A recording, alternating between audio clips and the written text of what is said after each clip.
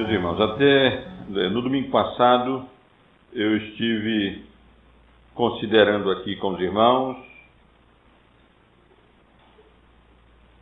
o relato que Lucas nos dá dos acontecimentos que marcam a segunda etapa da promoção do reino de Deus aqui neste mundo, nessa nova dispensação do Evangelho. Tenho procurado ressaltar várias vezes para os irmãos que o livro de Atos, conforme o próprio esboço que o Senhor Jesus nos fornece no capítulo 1, no versículo de número 8, se encontra dividido em 3 grandes partes. Mas recebereis poder ao descer sobre vós o Espírito Santo, e sereis minhas testemunhas, tanto em Jerusalém, como em toda a Judéia e Samaria, e até aos confins da terra. Do capítulo 1 até o capítulo 7 do livro de Atos, nós temos o registro de vários acontecimentos relacionados a essa capacitação dos apóstolos, especialmente da igreja primitiva, com o poder do Espírito Santo, e o testemunho que a igreja de Cristo prestou, especialmente na cidade de Jerusalém. Testemunho esse que se encerra com o testemunho e a morte do diácono evangelista, do diácono Estevão, que foi apedrejado como consequência da sua fidelidade em testemunhar acerca da veracidade e da genuinidade do Evangelho e da obra redentora que Cristo veio para realizar neste mundo. A partir do capítulo 8, nós vemos como, em consequência, especialmente da morte de Estevão, houve grande perseguição sobre a igreja, e a igreja teve que fugir de Jerusalém e alcançar as regiões circunvizinhas da Judéia e de Samaria, através do testemunho de evangelistas anônimos, de crentes anônimos, que à medida em que iam sendo perseguidos, iam sendo obrigados a se estabelecer em outras localidades, naquela região ao redor de Jerusalém, eles também levavam o testemunho do Evangelho, o testemunho de Cristo.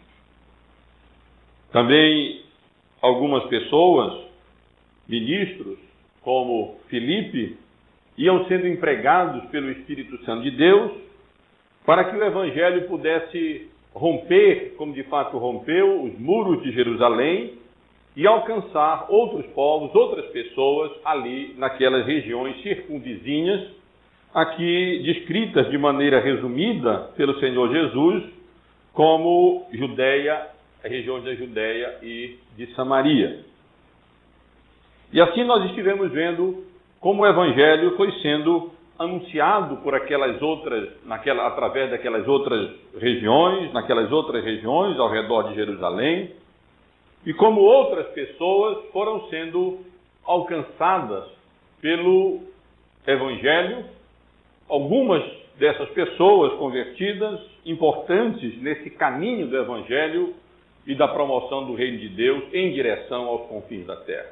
A conversão de Saulo de Tarso foi uma conversão extremamente importante para o futuro do Evangelho, para a promoção do reino de Deus. Também a conversão do centurião Cornélio e a chegada do Evangelho na cidade de Antioquia também foi um fato importante na história da promoção do reino de Deus neste mundo. Crentes que ali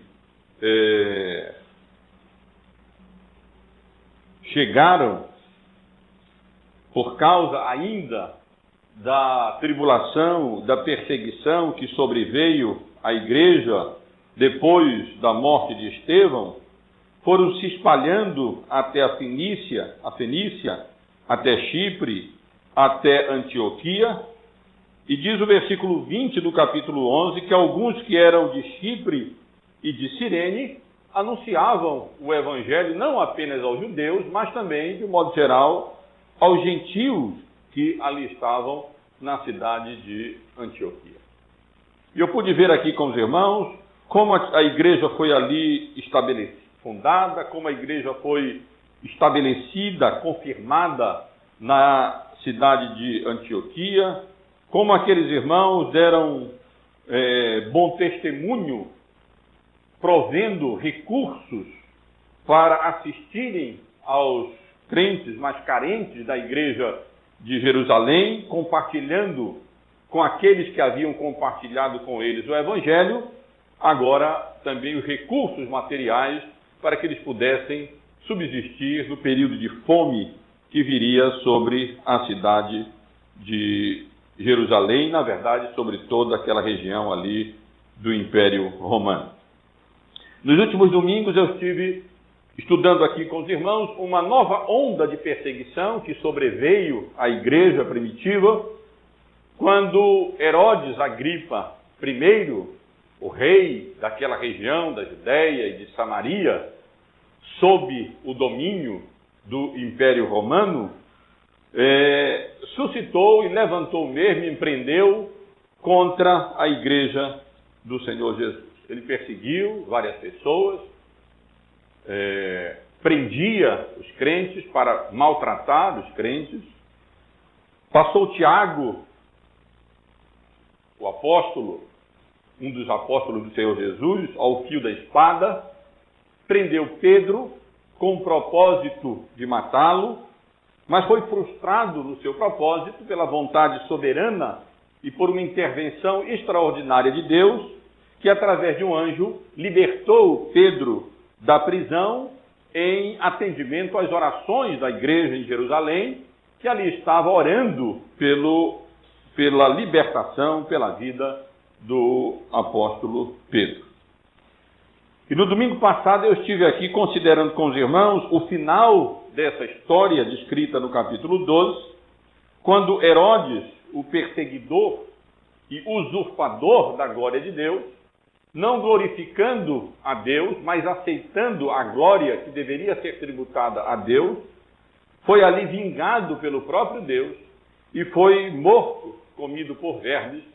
Mas vi aqui com os irmãos também como a palavra de Deus continuava crescendo, continuava se multiplicando, e concluímos essa porção, essa segunda grande seção do livro de Atos, descrita no capítulo 12, com Deus posicionando, como eu mencionei para os irmãos, Paulo e Barnabé, para que eles então fossem separados por Deus para uma grande obra missionária, para o início da grande obra, da grande missão organizada, para que o Evangelho pudesse alcançar várias outras nações e assim, finalmente, chegar até aos confins da terra.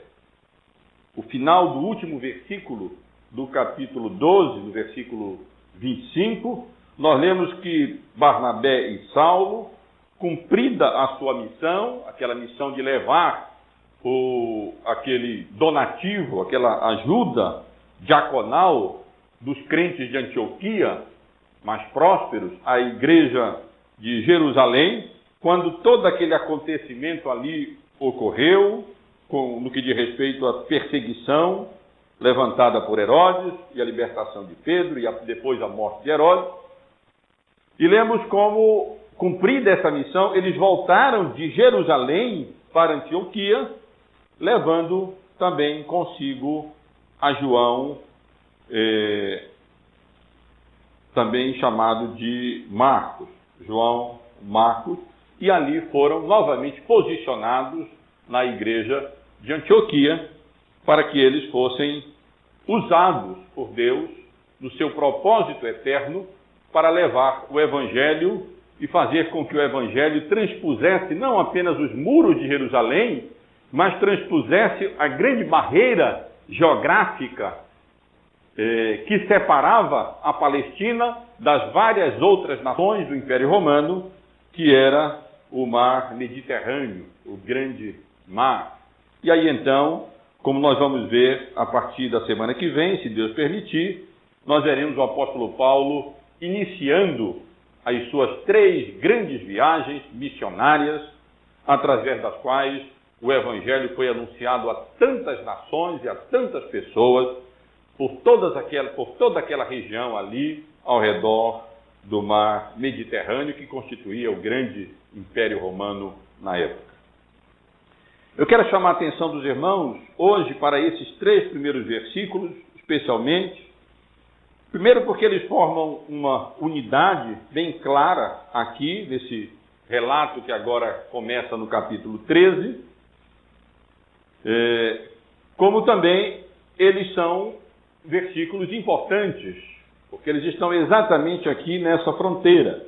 Aqui nós temos descrito e Lucas chama atenção para a maneira como Deus mesmo preparou todos aqueles acontecimentos, já havia preparado toda aquela igreja de Antioquia, e agora ele prepara todo esse pano de fundo aqui, para que finalmente Paulo, que já havia sido vocacionado anteriormente e comissionado anteriormente por Deus como o grande apóstolo dos gentios, pudesse iniciar o seu ministério de missões internacionais, propriamente ditas, que vão, de uma maneira mais específica, começar aqui nesse capítulo 13 do livro de Atos dos Apóstolos.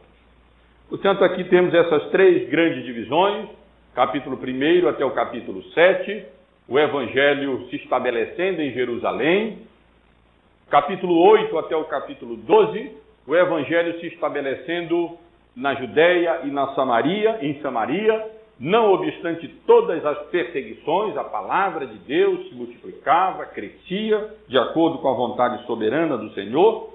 E agora, irmãos, nós estamos começando essa terceira e última grande porção do livro de Atos, que vai do capítulo 13 até o final do livro de Atos, capítulo 26, quando, pela graça de Deus, através do ministério, especialmente do apóstolo Paulo,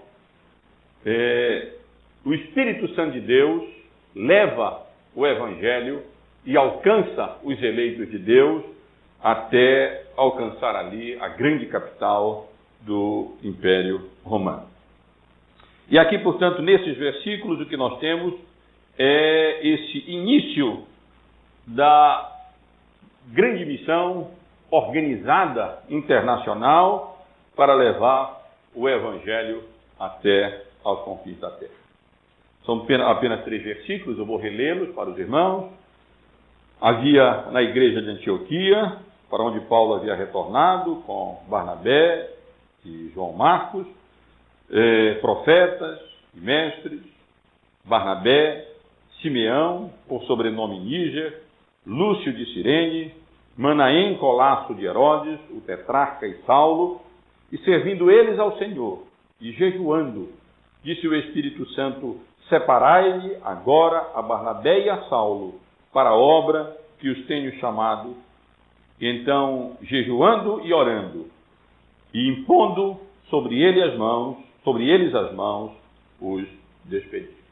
Eu quero chamar a atenção dos irmãos, dentro desse tema geral, dessa preparação, desse início para a grande obra missionária que Deus empreenderia, através especialmente do apóstolo Paulo, para o caráter multirracial e multicultural da igreja de Antioquia, refletido nos vários ministros da palavra que estavam ali exercendo os seus ministérios naquela grande igreja, promissora igreja,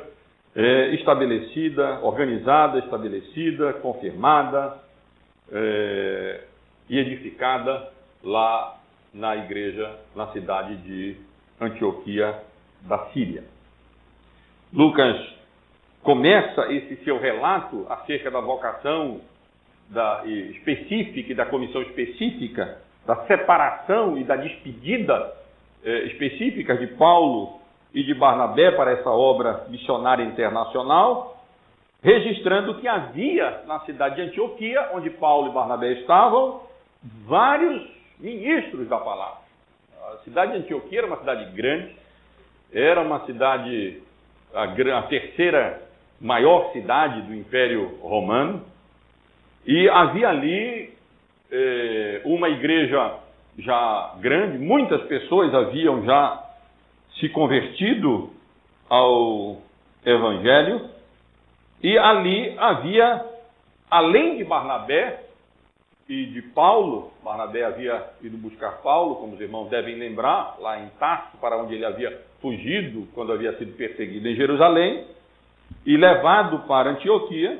Mas além de Barnabé e Saulo, haviam também outras pessoas aqui chamadas, de maneira resumida, de profetas e mestres lá na igreja de Antioquia. E são registrados aqui 3 nomes, além dos de Barnabé e de Saulo: Simeão, por sobrenome Níger, Lúcio de Cirene e Manaém, Colasso de Herodes, o tetrarca. Juntamente com Barnabé e Paulo, nós temos aqui 5 profetas e mestres. Não é possível dizer se algumas dessas pessoas aqui eram profetas e outras pessoas aqui eram mestres, ou se a referência aqui é geral e essas pessoas aqui relacionadas eram todas elas profetas e mestres. É mais provável que alguns dentre os 5 mencionados fossem profetas e outros dentre os 5 mencionados fossem mestres. Nós sabemos, à luz do Novo Testamento, que são 2 ofícios até certo ponto distintos. É certo que a gente tem que ter cuidado, nós estamos aqui no início desse novo período da igreja na dispensação da graça, aonde a própria igreja ainda estava se organizando, aonde Deus ainda estava revelando a sua vontade acerca desses ministérios. Depois o apóstolo Paulo vai escrever a Timóteo e vai tratar de maneira mais específica, algumas décadas aqui, depois desse momento histórico que nós estamos considerando aqui, aí o apóstolo Paulo ainda vai tratar mais sobre essa questão da eleição de oficiais para a igreja, de presbíteros, de diáconos, e esse assunto ainda vai ser mais pormenorizadamente tratado e revelado de maneira mais detalhada. Mas a gente sabe que o ofício profético, juntamente com o ofício apostólico, estudamos isso na carta aos Efésios, é chamado na Bíblia de o fundamento da igreja. Fundamento porque eram 2 ministérios temporários na igreja primitiva. O ministério profético, como nós encontramos no Novo Testamento, incluindo a revelação de verdades e de acontecimentos diretamente da parte de Deus, para que esses acontecimentos e verdades pudessem ser registrados na sua palavra, e o ministério apostólico, daquele que Cristo mesmo havia separado e escolhido, separado e comissionado com autoridade sobre a igreja, para que a igreja então fosse organizada, e também foram eles empregados como instrumento da revelação divina, e boa parte do Novo Testamento foi revelado aos apóstolos do Senhor Jesus Cristo. Já aos mestres, cabia mais o ensino regular da palavra de Deus à sua igreja. Mas o fato é que nessa igreja de Antioquia havia vários profetas, várias pessoas que Deus estava empregando, como Ágabo, os irmãos podem lembrar, para revelarem a sua vontade e para revelarem, inclusive, alguns acontecimentos de antemão para prepararem a sua igreja para aquele novo início nessa nova forma, nessa nova administração da igreja na nova dispensação do Evangelho, na nova dispensação da graça. Então havia ali, algumas dessas pessoas eram profetas, eram pessoas que Deus utilizou para revelar a sua vontade, como aconteceu com o caso de Ágabo, que não é mencionado aqui. Na verdade, Ágabo era um profeta de Jerusalém, que havia ido a Antioquia, e é possível que nesse momento ele já nem estivesse mais lá em Antioquia, ou pode ser também que além dessas 5 pessoas mencionadas aqui, em Antioquia houvesse mais profetas e houvessem mais mestres exercendo o ministério deles ali em Antioquia. Os profetas no ministério temporário de revelar extraordinariamente a vontade de Deus, e os mestres naquele ministério mais específico e mais permanente, que iria ser cada vez mais e melhor estabelecido ali nas igrejas naquele momento.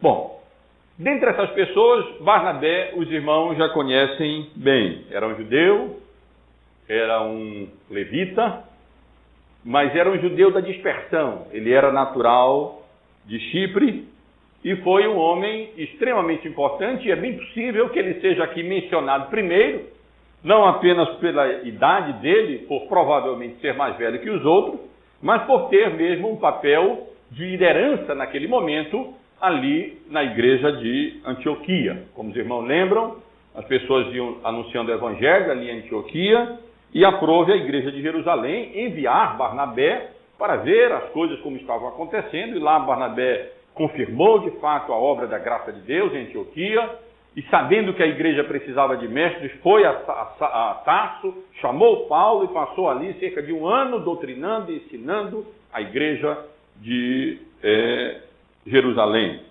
Portanto, é natural que nesse momento o nome dele, desse judeu levita de Chipre, que foi ali oficialmente enviado pelos apóstolos da igreja de Jerusalém para a igreja de Antioquia, exercesse esse papel de liderança entre os ministros da igreja de Antioquia. O segundo nome mencionado é o nome de Simeão. Não é o nosso Simeão aqui, né?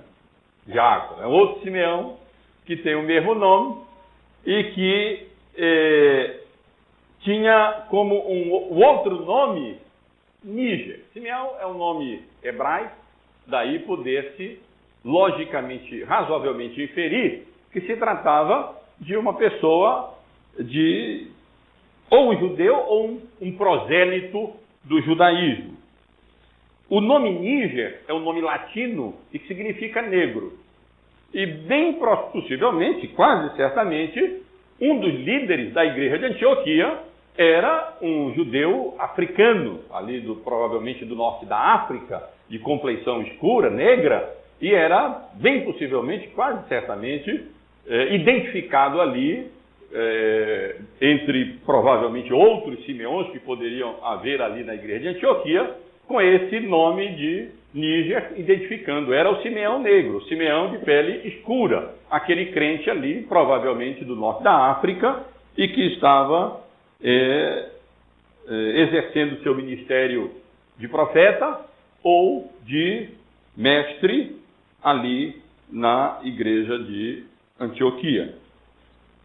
Lúcio era o outro ministro da igreja de Antioquia, aqui chamado de Lúcio de Cirene, tem um nome latino. Lúcio, na verdade, é um nome latino, e é bem possível, assim pensam vários intérpretes, vários comentaristas do livro de Atos, que ele foi um dos fundadores da igreja de Antioquia.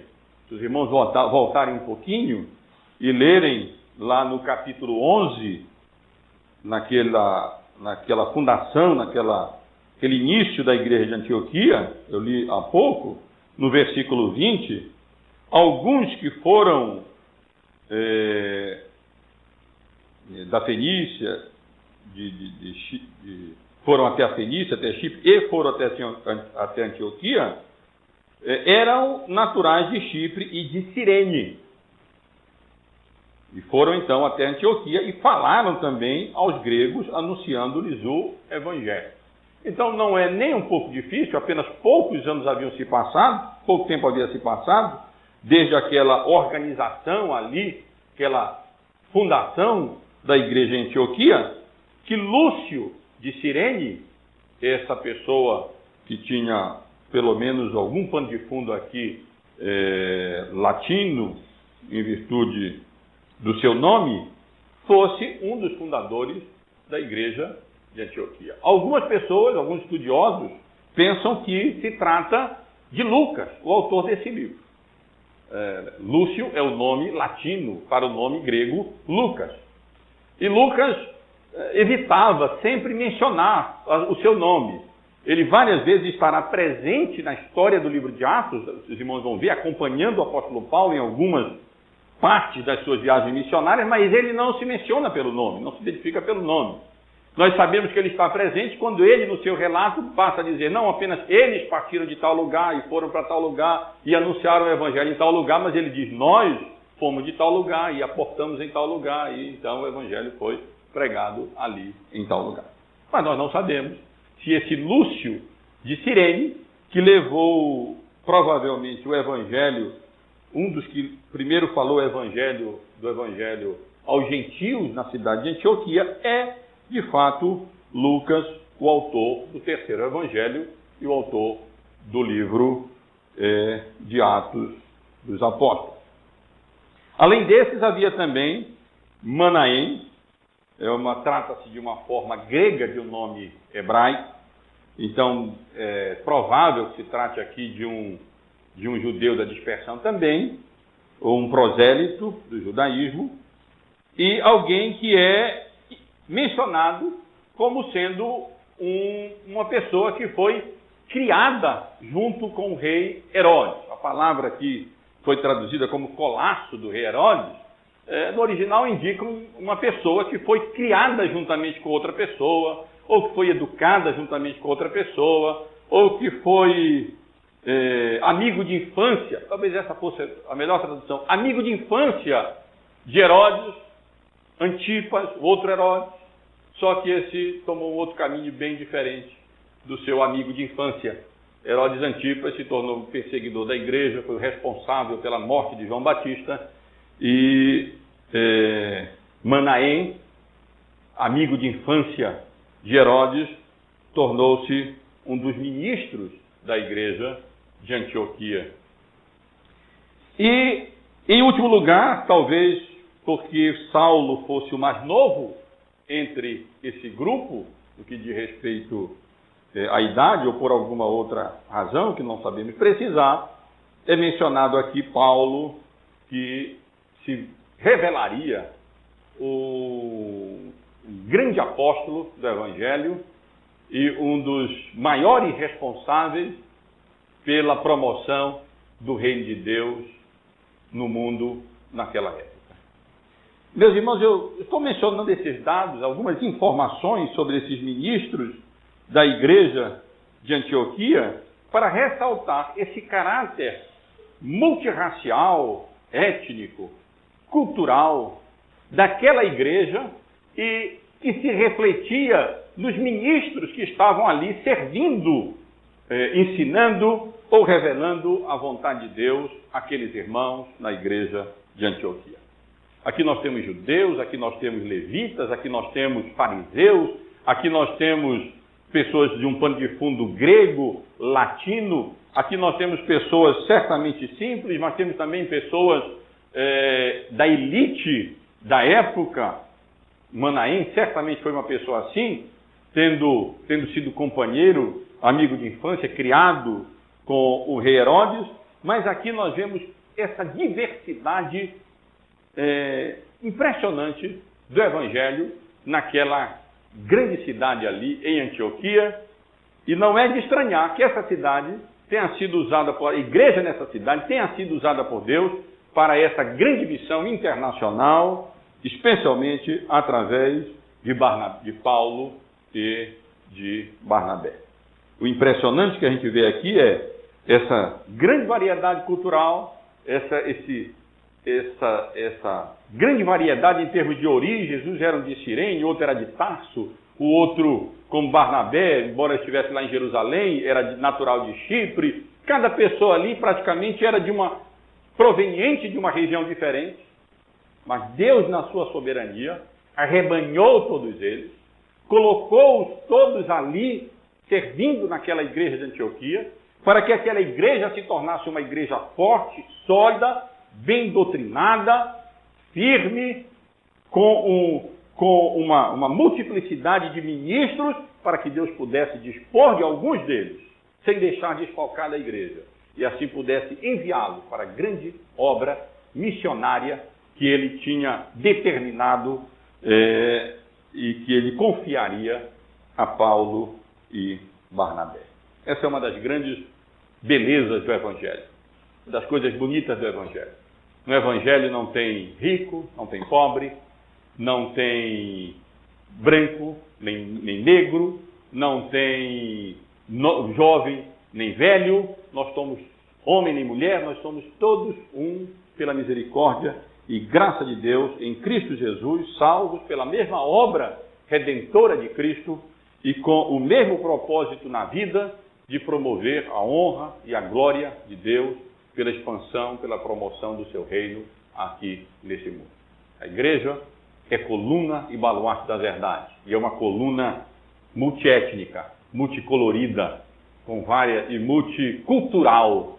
E Deus tem o seu propósito e o seu plano para cada um de nós, independentemente da nossa formação, da nossa origem, da nossa idade, da nossa cor, da nossa condição financeira, social. Essa é uma das coisas bonitas do Evangelho, como Deus une soberanamente, como Ele reúne essas pessoas e prepara essas pessoas e coloca as pessoas que Ele quer, nas posições que Ele quer, na situação que Ele deseja, para que eles então sejam utilizados para a promoção do reino de Deus nesse mundo.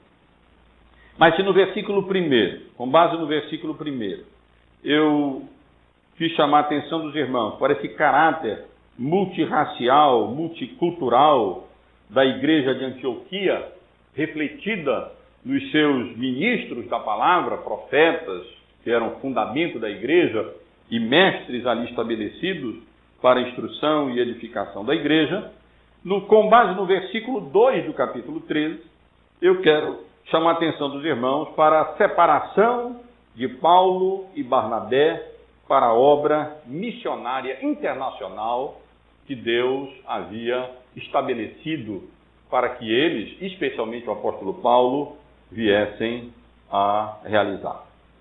Diz o texto que, e servindo eles ao Senhor, é uma discussão aqui, se eles se referem apenas a essas pessoas, aos líderes, ou à igreja de Antioquia como um todo.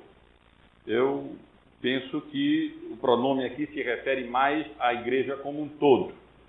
Em várias outras ocasiões no livro de Atos, essas decisões que nós vamos ver aqui ser tomadas, elas são tomadas, de modo geral, pela igreja como um todo. E o pronome aqui pode perfeitamente bem se referir não apenas a essas pessoas, mas à igreja de Antioquia como um todo. Portanto, penso que nós podemos ler que servindo eles ao Senhor, quer dizer, a ideia aqui de servir ao Senhor não é servir apenas no ministério, mas de cultuar a Deus, de adorar a Deus. O termo grego aqui empregado, liturgia, designa o culto, designa o serviço de adoração a Deus. Quando nós estamos cultuando a Deus, nós estamos servindo a Deus, nós estamos prestando o maior serviço que nós podemos prestar a Deus, porque Ele nos criou para o louvor da sua glória. E nós estamos aqui servindo a Deus, e estamos aqui adorando a Deus quando nos reunimos para cultuá-lo. E diz o texto que foi exatamente nesse contexto de culto, a igreja servindo a Deus, adorando a Deus, cultuando a Deus, nesse contexto de culto público, essa é a ideia que o texto original quer transmitir, que eles então, também jejuando, disse o Espírito Santo: separai-me agora a Barnabé e a Saulo para a obra que os tenho chamado. Portanto, temos aqui eu não diria esse chamado de Paulo e Barnabé. Eles já haviam sido chamados para o ministério. Paulo já havia sido chamado para isso. Mas essa separação, naquele momento específico, para que a vocação para a qual Paulo e Barnabé haviam sido chamados, especialmente Paulo, agora desse um passo decisivo através daquela separação deles, daquele ministério ali na igreja de Antioquia, para que eles pudessem então ser empregados, utilizados por Deus para levar o evangelho a várias nações e assim alcançar até aos confins da terra. Nessa separação de Paulo e Barnabé para essa obra missionária internacional, mencionada aqui no versículo 2, chama a atenção dos irmãos, primeiro para o contexto em que houve essa separação, contexto do culto público.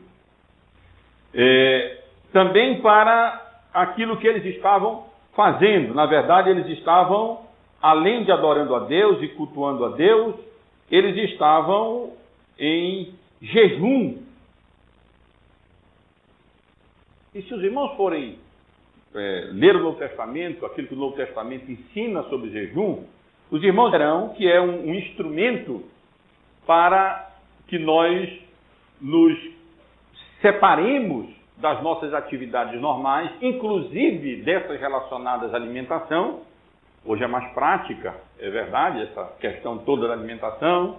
A gente vai, acho que eu ia passar fome, dependesse da alimentação de mim mesmo, né? Mas não é bem mais fácil do que no passado. Hoje a gente tem um fogão a gás, liga lá, põe o feijão, o arroz, já tem até comidas mais prontas, dá até para fazer no micro-ondas, quando a gente tem, é mais rápido, mas a tarefa de preparação de alimento no passado era mais trabalhosa do que hoje ela é. Mas, em essência, isso não muda nada.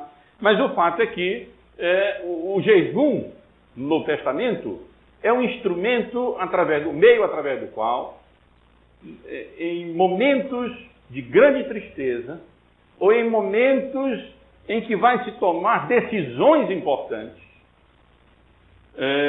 para que nós nos dediquemos à adoração a Deus, à oração, a buscar conhecer a vontade de Deus e nos submeter à vontade de Deus, nós nos abstemos de todos os outros cuidados, inclusive esses cuidados relativos à própria alimentação, para então nos dedicarmos e nos consagrarmos à oração, ao culto e à adoração a Deus, nesses momentos mais importantes e mais decisivos. E isso pode ser feito de maneira individual, quando nós, segundo o ensino do próprio Senhor Jesus, no Evangelho de Mateus, no Sermão do Monte,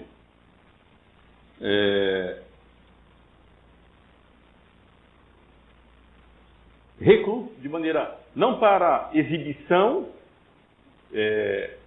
nos abstemos do alimento. Lemos aqui no versículo 17 do capítulo 6 de Mateus: tu, porém, quando jejuares, unge a cabeça e lava o rosto, com o fim de não parecer aos homens que jejuas, e sim a teu Pai em secreto, e teu Pai que vê em secreto te recompensará. Não é um instrumento para exibição religiosa, mas também pode ser realizado de maneira pública. Evidentemente que nós não vamos jejuar quando nós estamos passando por momentos em que geralmente tudo vai bem. Os escribas e os fariseus interpelaram o Senhor Jesus dizendo: nós jejuamos, e por que os teus discípulos não jejuam? Jesus disse: olha, o momento é de festa, a noiva está com eles, eu estou com eles. Quando eu for, então haverá momentos, tribulações e lutas em que eles precisarão jejuar. E de fato eles vão jejuar. Mas quando nós lemos aqui que os discípulos estavam ali, a igreja estava ali jejuando, nós podemos com razoável certeza inferir que eles estavam na expectativa da tomada de uma grande decisão. Paulo tinha o seu chamado. A igreja ali em Antioquia estava bem estabelecida. As coisas pareciam indicar que uma nova etapa, um novo momento dessa obra de Deus de promoção do Evangelho deveria ser iniciada. Não apenas ali em Jerusalém, não apenas ali na Judéia, em Samaria, ali na cidade de Antioquia, mas havia ali o grande mar vermelho, o grande mar Mediterrâneo à frente, poderia se alcançar vários outros países, e certamente nós podemos conceber aqui aquele chamado de Deus no coração do apóstolo Paulo. Olha a obra evangelística, missionária, para a qual Deus o havia chamado como apóstolo dos gentios.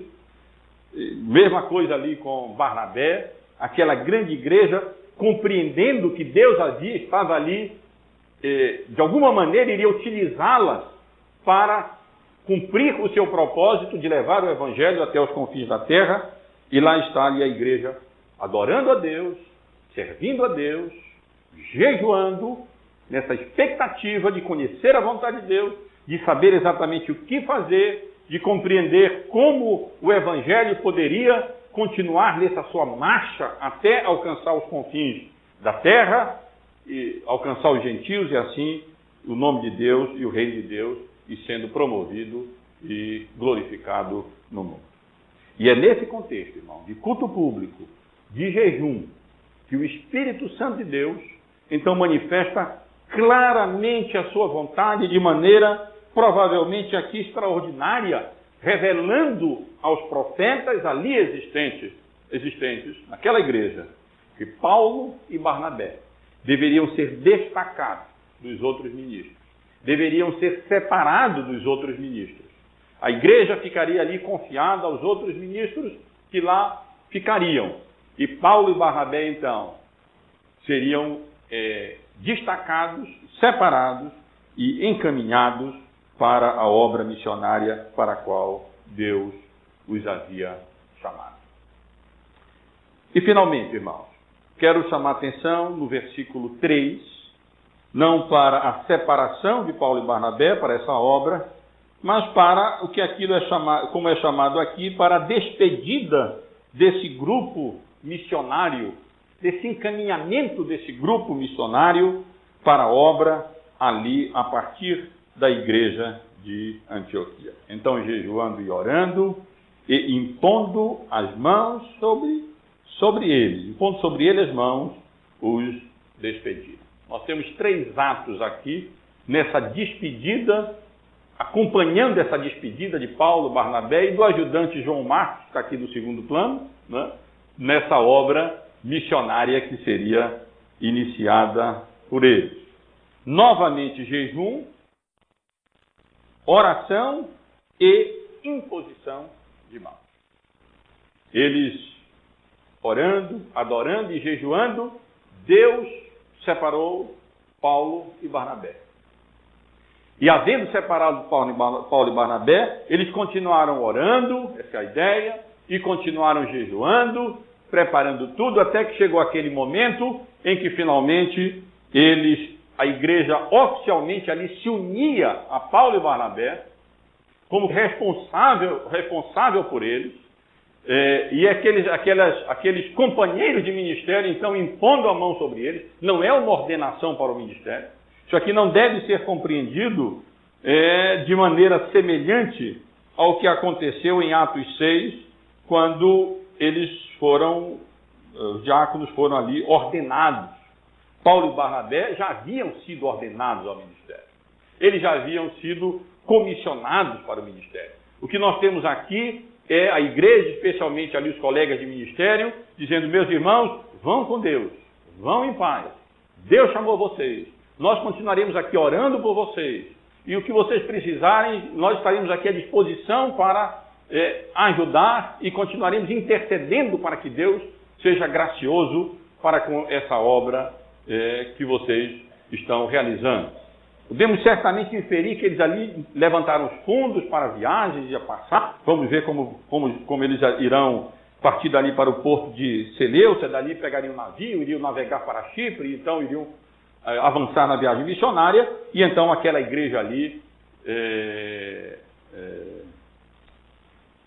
palavra me foge, estaria ali por trás, sustentando aquela obra missionária, novamente ali, jejuando naquela grande decisão, orando por eles e despedindo aqueles irmãos, dizendo: vão em paz, vocês estão indo, Deus de fato chamou, comissionou, e vão, nós continuamos a obra aqui, nessa região, nessa cidade, e que Deus abençoe vocês. Na verdade, nós temos uma outra descrição, até um pouco mais clara, que nos ajuda a imaginar como é que foi um pouquinho essa despedida. No capítulo 14 do livro de Atos, no versículo 26, deixa eu ver se é isso mesmo. No capítulo 26, nós vemos Paulo, os irmãos ali, retornando para Antioquia. Veja que no versículo 27, está todo mundo reunido, esperando-os ali chegado e reunida a igreja, relataram quantas coisas Deus fizera. Mas no versículo 26 ele diz assim: e dali navegaram para Antioquia, onde tinham sido recomendados a graça de Deus para a obra que haviam já cumprido.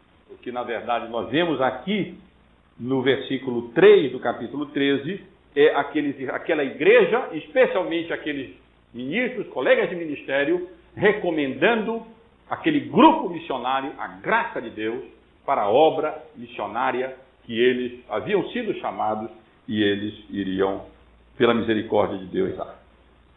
Meus irmãos, algumas lições desse relato, desses versículos poucos, mas tão importantes nesse momento tão histórico mesmo, de início dessa grande obra missionária internacional, através, especialmente, do apóstolo Paulo.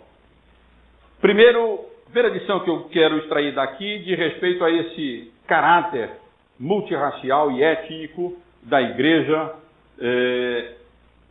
em Antioquia e da utilidade deles nessa condição. Vejam que, em grande parte, exatamente por esse caráter, devido a esse caráter multirracial, étnico e cultural, que a igreja de Antioquia pode ser utilizada por Deus como base missionária para que o apóstolo Paulo e Barnabé pudessem ser enviados e assim o evangelho pudesse prosperar. Eu já ressaltei essa lição, mas quero chamar a atenção também aqui no final, na aplicação dessa mensagem, para esse aspecto. É importante que a igreja de Deus tenha esse caráter diversificado culturalmente, racialmente, socialmente, intelectualmente. Isso manifesta que a obra da graça de Deus não é para um grupo, para um tipo de pessoa apenas, para alguém que tem mais cultura ou menos cultura, para alguém que tenha esse pano de fundo, essa origem ou aquela origem. Não, o Evangelho é pela misericórdia e graça de Deus para todo tipo de pessoa. Para todo tipo de pessoa. Homem, mulher, rico, pobre, branco, negro, amarelo, pessoa de nível cultural mais elevado, menos elevado, maior inteligência, melhor inteligência, isso não faz diferença nenhuma. A graça de Deus nos une a todos pelo mesmo Evangelho e, na verdade, esse caráter multirracial torna a igreja até mais útil para servir a Deus nos seus propósitos que Deus tem para levar o seu reino até alcançando todos os seus eleitos. Uma segunda lição que eu quero ressaltar diz respeito à vocação. Aqui, já mencionei, nós não temos a vocação inicial para o ministério. Aqui nós temos uma vocação ou uma separação para uma atividade ou uma tarefa específica dentro do ministério. Mas vejam que até isso, aqui, tem esse duplo caráter que marca a nossa concepção reformada de vocação interna e externa. Nós temos aqui o Espírito Santo agindo, comissionando, chamando essas pessoas, e ao mesmo tempo nós temos o Espírito Santo fazendo isso através da igreja.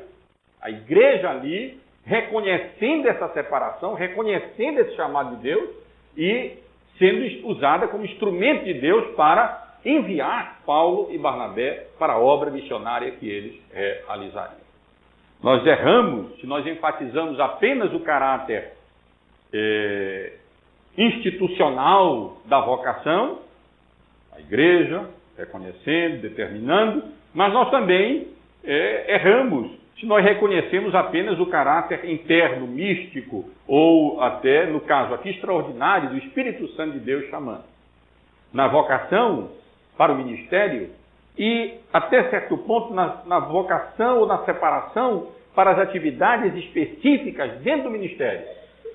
Nós vemos essa dupla atuação. Lá estava a igreja reunida. O Espírito de Deus separa e chama. E a igreja de Deus reconhece isso, e eles são ali oficialmente enviados pela igreja para a realização da obra missionária. Aqui e ali, uma pessoa ou outra se acha missionário, se considera missionário, acha que Deus chamou e não atenta e não liga para o aspecto externo da igreja reconhecendo e de passar pelos processos necessários para que se prepare para a obra missionária e então seja enviado como um missionário. Aqui e ali eu tenho me deparado com irmãos e irmãs que podem até ter sido chamados para a obra missionária, mas não tiveram a paciência de esperarem o momento apropriado e o preparo, receberem o preparo adequado para que então possam ser despedidos com jejum e oração pela igreja, dizendo: irmãos, vão para a obra que Deus os comissionou. E aí procuram atalho, e aí atalhos, aí nós vemos várias vezes essa obra ser frustrada e resultados não muito adequados acabarem acontecendo. Por outro lado, também tem o grande erro de se ter apenas o caráter institucional. Então vamos organizar a igreja, fazer missão é bom, levar o evangelho é uma coisa certamente boa, então nós vamos decidir isso aqui, vamos organizar isso aqui, então vamos designar fulano e beltrano, vamos patrocinar, providenciar as coisas, eles vão ser enviados para o campo missionário. Deus, o Espírito Santo de Deus não entrou em tudo isso. E nós vemos as coisas sendo frustradas. Não precisa pensarmos apenas em missões internacionais. Pode ser aqui no nosso Interlan paraense mesmo. Quantas congregações nós temos no nosso próprio presbitério, que foram organizadas no passado, mas ficaram ali sem prosperarem, sem nada, sem nenhum tipo de trabalho melhor realizado. Parece que foram organizadas mais ou por iniciativas individuais ou simplesmente por decisões eclesiásticas, mas que não foram realmente dirigidas, conduzidas e abençoadas pelo Espírito Santo de Deus. Deus nos dê graça nesse sentido para podermos perceber essas duas coisas. A vocação tem esses dois aspectos. E mesmo as atividades internas relacionadas ao ministério, é preciso que a gente perceba onde Deus está fazendo, onde Deus quer levar, onde Deus quer colocar, e pela misericórdia e graça termos a sensibilidade mesmo de servirmos como a igreja de Antioquia, preparando, subsidiando, ajudando, apoiando e orando esses irmãos que Deus de fato chamou para trabalharem num campo incipiente, num campo inicial, num campo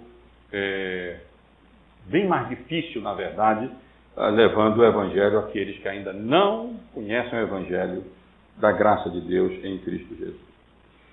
Outra lição, irmãos, que eu quero enfatizar, diz respeito à importância do culto público. As missões internacionais começaram no culto público. A igreja estava reunida, adorando a Deus, jejuando, quando o Espírito Santo de Deus separou Paulo e Barnabé para que eles fossem enviados naquela grande obra missionária internacional. Podemos dizer, portanto, sem medo, a missão internacional começou no culto público. Quando 2 ou 3 se reúnem em nome de Cristo, ele se faz presente de maneira especial. Nossos momentos de devocional a sós, no nosso quarto com Deus, eles são importantíssimos na nossa vida, em que nós oramos, colocamos nossa vida diante de Deus, procuramos graça da parte dele, lemos a sua palavra, refletimos, meditamos, eles são importantes, muito importantes para a nossa vida, mas não tão importantes quanto os momentos de culto público, que Deus mesmo prescreveu. Não é bom que nós deixemos de nos congregar, que nós deixemos de nos reunir. Quando nós estamos aqui presentes, é um momento especial, todos juntos, em união, em unidade, procurando servir ao Senhor, ser instruídos de acordo com a vontade de Deus e adorar a Deus. Aprove a Deus salvar aos que creem pela loucura da pregação e aprove a Deus e apraz a Deus fazer muitas coisas, inclusive iniciar essa grande missão internacional nesses momentos solenes de culto público, quando nós nos congregamos aqui, em nome de Deus, de acordo com a vontade dEle, para bendizer o nome dEle, louvar o seu nome, colocarmos diante do Senhor as nossas súplicas e sermos instruídos, admoestados, confortados, consolados pela pregação da palavra do Senhor. E a última lição, irmãos, é talvez a lição central do texto. Na minha compreensão, aquilo que Lucas quer ressaltar. É uma lição aqui de encorajamento mesmo. Aqui nós vemos nesse texto Deus mesmo, pelo seu Espírito, principalmente através do testemunho da palavra, levando avante a sua vontade, o seu plano eterno, para que o Evangelho chegue até aos confins da terra, como ele determinou que o Evangelho chegaria até aos confins da terra. Será que os irmãos não veem, como eu penso que posso ver, Deus preparando tudo nessa exposição, em cada evento registrado aqui, nós podemos perceber Deus soberanamente conduzindo todas as coisas. Nesses últimos momentos desses nossos estudos, como Deus preparou tudo, como Deus levou pessoas de vários lugares, de Cirene, de Tarso, de Chipre, que estavam em Jerusalém, e reúne tudo, a perseguição levantada contra Estevão, a igreja teve que sair, alguns chegam em Antioquia, falam a palavra, ali tinha um campo promissor, e aí a igreja se fundamenta, se estabelece, outras pessoas vêm, Barnabé é enviado, ele conhece Saulo, vai buscar Saulo de Tarso, que estava lá em Tarso, traz para a igreja se fortalece, vários ministros ali surgem, profetas, mestres, e aí está tudo pronto. Deus coloca tudo ali. E agora ele vai então chamar as pessoas preparadas, as circunstâncias adequadas, para a igreja sólida, para ficar por trás deles, apoiando em todos os sentidos, para que então aquela obra, grande obra missionária, pudesse ser levada a efeito e pela misericórdia e graça de Deus, eles, debaixo do poder do Espírito Santo de Deus, sem o que nada pode ser feito dentro do reino de Deus, fossem testemunhas, tanto em Jerusalém, como em toda a Judéia e Samaria e até aos confins da terra. O melhor do Evangelho, irmãos, o melhor da nossa fé é que nós lutamos uma batalha ganha, uma guerra ganha. Porque o nosso capitão nos conduz a essa vitória. Várias vezes eu tenho chamado a atenção dos irmãos. O que nós temos em tudo isso é essa grande peleja cósmica. O diabo, o dragão, tentando de todas as maneiras impedir a promoção do reino do mundo. Mas eis que estou convosco até o final, disse o Senhor Jesus. E Ele está conosco. E o que nós temos em Atos é a descrição daquilo que Jesus continuou a fazer. Ressuscitado, assunto aos céus, tendo recebido toda a autoridade do Pai, Ele então chama, comissiona, concede uns para apóstolos, outros para profetas, outros para mestres, e então organiza tudo e prepara tudo, e através do seu Espírito Santo, Ele vai promovendo de maneira infalível, inexorável o seu reino, até que cada um dos seus eleitos, em qualquer parte do mundo, seja alcançado, e o reino dele seja promovido até onde Ele quer que vá. E aí então Ele volte e o estado eterno seja inaugurado. Tão certamente, como nós vemos todas essas coisas sendo conduzidas por Deus para que Ele alcance o seu propósito, nós podemos ter a certeza que Ele continua conduzindo e conduzirá todas as coisas para que o propósito dele último seja alcançado. E então o reino de Deus possa ser plenamente estabelecido na sua forma final, última, escatológica, quando não haverá mais nem choro, nem enfermidades, nem oposição nenhuma, porque o grande opositor do reino de Deus terá sido lançado definitivamente no lago que arde com fogo e enxofre. Que Deus nos abençoe, irmãos, e nos encoraje a ver. Nós somos aqui agentes de Deus. A Igreja de Cristo é essa coluna e baluarte da verdade. Aonde Deus nos coloca, essa é uma das grandes lições da fé reformada. Aonde Deus nos coloca, Deus tem os seus propósitos para a nossa vida.